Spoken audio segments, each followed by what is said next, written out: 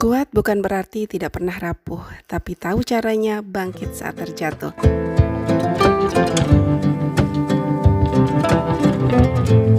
Hai halo, assalamualaikum, apa kabar semuanya? Sehat, bahagia, berkecukupan ya. Semoga kita semua senantiasa ada dalam lindungan Allah dimanapun kita berada. Dilapangkan hati untuk menerima secara utuh pada takdir yang Allah pilihkan untuk kita. Diberikan kemudahan dalam setiap urusan kita. Bismillah, rezeki mengalir deras dari berbagai arah secara terus-menerus dengan begitu mudahnya. Amin ya robbal alamin. Kata orang sih, hidup itu jangan dibikin ribet, dibikin simple aja. Emang bisa?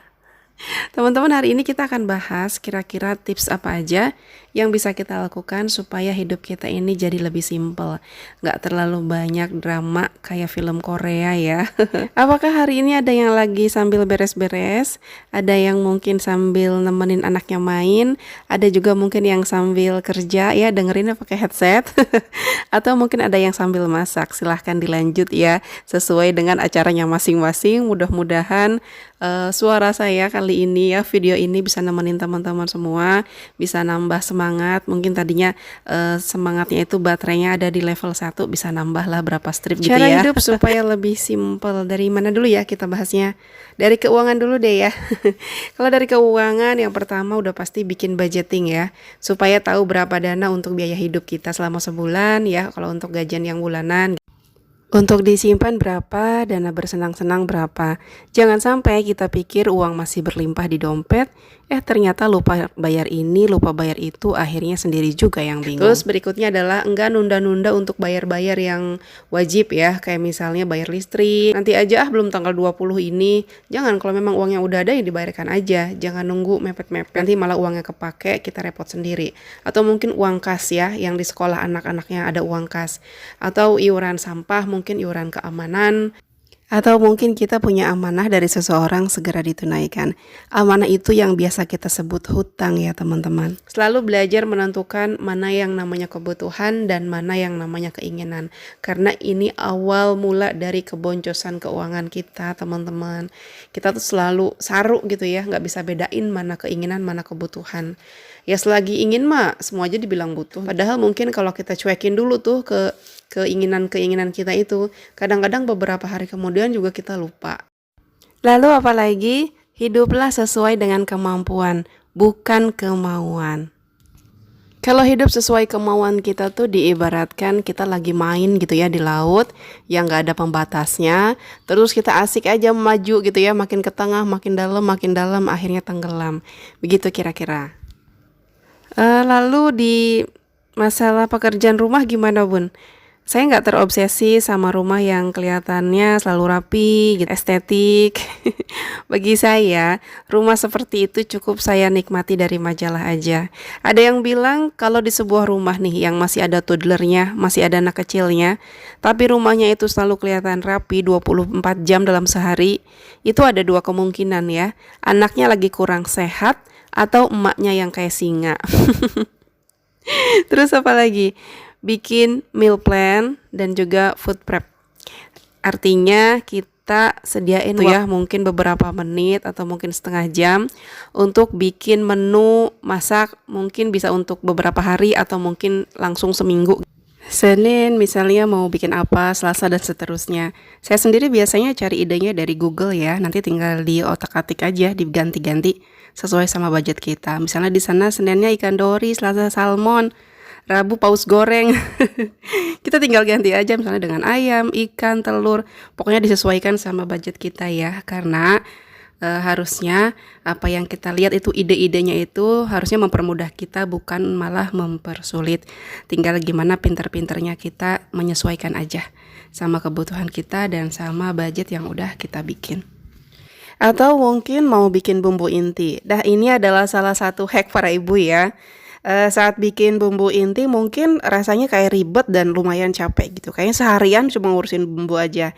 Iya, tapi beberapa minggu ke depan kita bisa jadi orang yang paling satset di dapur. Mau bikin nasi goreng, nggak perlu mendadak ngupas bawang, iris-iris atau ngeblend. Tinggal nyendok aja bumbu inti. Mau bikin pesmol kembung, ada bumbu inti. Mau bikin apa lagi? Gulai kambing, nanti pas Idul Adha, tenang, ada bumbu inti. Enak deh pokoknya, kalau ada rezeki bikin sekaligus banyak, sebagian disimpan di freezer. Kalau nanti tiba waktunya mau bikin tongseng kambing, jangan lupa kirim ke rumah saya. Bercanda. Bicara freezer, jadi saya ingat kalau nyimpan protein hewani di freezer, diusahakan nyimpannya itu per porsi. Misalnya teman-teman mau pakai wadah atau mungkin pakai plastik, gitu, usahakan nyimpannya per porsi. Jadi yang dikeluarin cuma bahan-bahan yang memang mau dimasak saat itu. Jadi nggak keluar masuk karena itu nggak bagus ya. Nanti malah jadi jadi sumber penyakit. Misalnya beli udang berapa 1 kilo, untuk 2 kali masak berarti dibikin wadahnya di 2 tempat. Satu hal juga teman-teman ya, pekerjaan rumah itu bukan hanya tanggung jawab kita. Jadi nggak apa-apa, nggak masalah kalau kita minta anggota keluarga yang lain untuk melakukan pekerjaan rumah.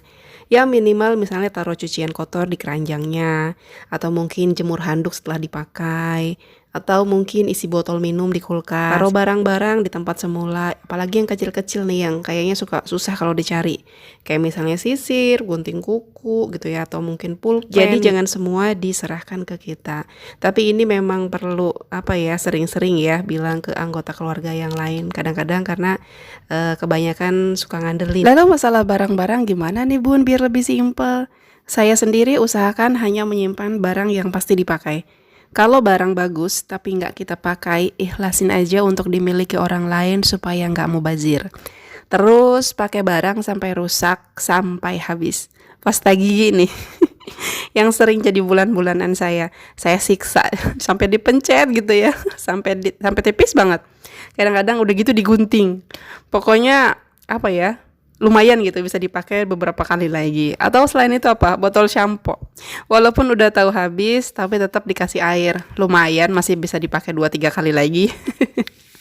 Botol saus, botol kecap itu juga sama, nggak lolos dari pengamatan. Dibalik botolnya biar isinya bisa dipakai lagi hingga tetes terakhir pokoknya. Barang-barang juga harus punya rumah masing-masing ya. Jangan simpan semua barang, apalagi yang kecil-kecil gitu ya, perintilan. Dijadiin satu wadah. Ini pasti bikin susah nih kalau kita lagi butuh nanti gitu, apalagi kalau buru-buru nyarinya susah banget. Apalah saya ini yang punya kesabaran setipis tisu dibagi 7. Kalau nyari barang sampai emosi gitu ya, begitu barangnya ketemu malah diomelin. Aduh, dari tadi kek gitu. Astagfirullahaladzim. Kita juga harus berusaha jadi penjaga pintu yang baik. Artinya jangan kita biarin semua barang bebas masuk ke rumah. Artinya apa tuh? Hati-hati saat ada hasrat buat beli barang baru. Pastikan barang-barang tersebut memang kita butuhkan. Selain itu juga tidak mengikuti tren, karena pakaian itu trennya cepat banget berubah ya. Ingat kan ada masa di mana saat kita lebaran orang berbondong-bondong pakai baju dengan warna yang sama gitu ya. Pernah waktu itu marun gitu ya, kemana-mana ketemu orang pakai baju marun. Atau mungkin kemarin sempat juga heboh dengan baju shimmernya. Saat lagi trennya mungkin kita akan ngerasa puas atau ngerasa bangga dong. Pakai baju yang lagi up to date sekarang, lagi in gitu ya. Ada perasaan gimana gitu ya. Tapi coba lihat tahun depannya. Saat orang lain mungkin pakaiannya yang lagi tren itu warna-warna yang kalem-kalem, warna earth, tanah gitu ya, coklat, mocha, cappuccino, frappuccino dan sebagainya lah ya, yang kalem-kalem. Terus kita nekat pakai baju shimmer atau mungkin baju bling-bling yang zaman dulu dianggap paling keren. Pasti ada perasaan aneh di pikiran kita sendiri, apalagi di pikiran orang lain. Contohnya kayak gini deh, teman-teman pernah nggak sesekali lihat-lihat foto zaman dulu, zaman baheula banget gitu ya. Kita ngelihat misalnya komentarin pakaiannya, ih ternyata cupu banget ya dulu pakai baju ini gitu kan. Padahal beberapa tahun yang lalu kita ngerasa orang terkeren di kampung itu. Apapun yang kita pakai sekarang, beberapa tahun kemudian pasti akan begitu juga respon kita ngelihat foto kita saat ini. Nah, gimana kalau masalah waktu? Kurangi distraksi, itu semacam gangguan ya, bisa dari luar, bisa dari dalam diri sendiri. Lakukan pekerjaan satu per satu, intinya tuh fokus. Nggak usah multitasking, ngerjain beberapa kerjaan sekaligus. Lalu coba belajar untuk utamakan yang penting-penting aja. Kita itu harus punya prioritas. Misal, saya punya waktu nggak banyak, sementara kerjaan numpuk banget.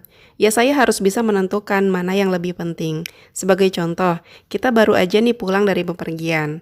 Lupa ternyata di rumah nggak ada stok makanan. Sementara itu, anak baru bilang kalau ada PR untuk besok. Mana misalnya hari udah malam banget, ya saya akan pilih untuk nemenin anak ngerjain PR. Untuk makan malam, saya beli aja dulu. Sesekali nggak apa-apa kan? Atau misalnya saya lagi scroll media sosial, muncul berita si artis A, B, C gitu ya dengan kasusnya masing-masing. Saya pasti akan skip. Why? Karena buat saya itu nggak penting sama sekali. Hidup saya aja belum beres, untuk apa sibuk mengomentari hidup orang lain? Hati jadi panas, ikutan emosi. Lebih baik nggak tahu apa-apa, hati kita malah jadi tenang. Lagi pula nggak semua hal di dunia ini harus kita tahu kok. Selagi masih ada waktu, lebih baik perbaiki diri sendiri. Nggak usah sibuk ngurusin hidup orang lain. Kenal juga enggak, kenapa harus repot-repot menilai? Tapi gimana kalau kebalikannya bun, saya yang diomongin sama mereka? Mungkin mereka pengen seperti kamu tapi belum bisa ya.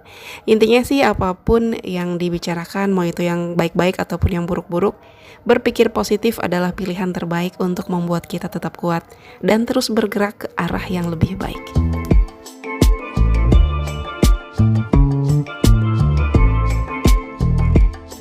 Nah itu dia kira-kira tips supaya hidup kita terasa lebih simpel. Semoga bermanfaat ya. Terima kasih sudah nonton hingga akhir. Teraska Maya pamit undur diri. Assalamualaikum warahmatullahi wabarakatuh.